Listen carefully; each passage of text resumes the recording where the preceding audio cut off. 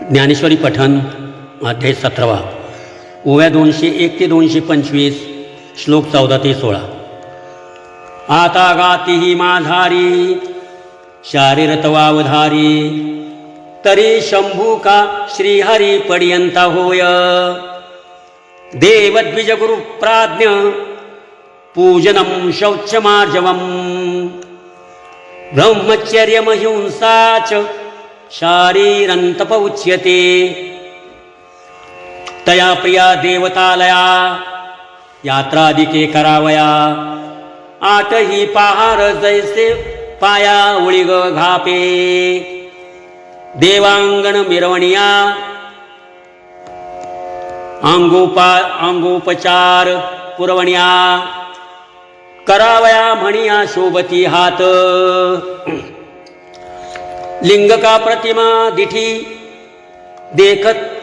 देखत खेव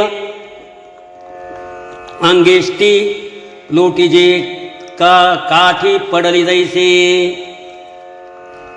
आणि विधी विनया दिकी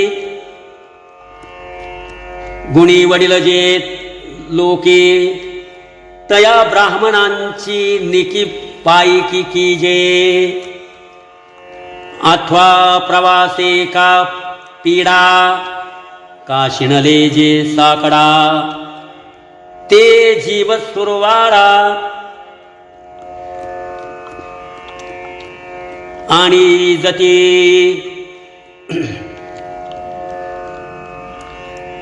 सकळ तीर्थांची धुरे जे का माता पितरे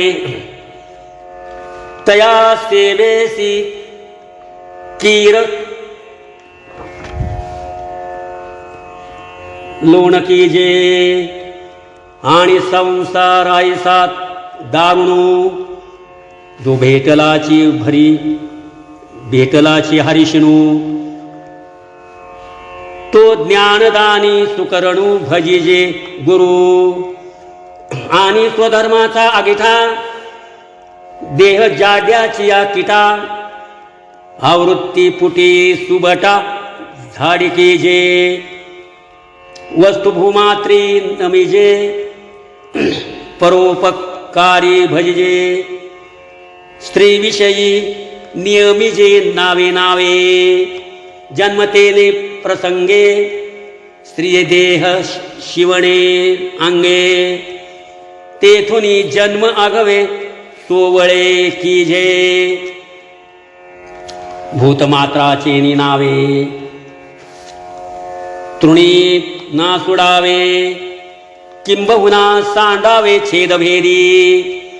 ऐसी ऐसी जै शरीरी राहाटीची पडे उजरी। तै शारीर तप घुमरी आले जाण पार्थास समस्त ही हे करणे देहाचे प्रधानपणे। म्हणून ययाते मी म्हणे शारीर तप एव शारीर जे तप तयाचे दाविले रूप। आता ऐक निष्पाप वावमयी ते अनुद्वेग करो वाक्यम सत्यम प्रियहितञ्च यत् स्वाध्यायाभ्यसनं चैव वाङ्मयं तप उच्यते। तरी लोहाचे अंग तुक न तोडिताची कणक केले जैसे देख परिसे तेने तैसे न दुखविता शेजे। धावळ्या सुख निपजे ऐसे साधुत्व का देखिजे बोलणा झिये। पाणी मुद्दल झाडा जाये तृणते प्रसंगीची झिये। तैसे एका बोलिले होये सर्वाही हित। जोडे अमृताची सुसरी तै प्राणाते अमर करी। स्नाने ताप पापवारी गोडी ही दे।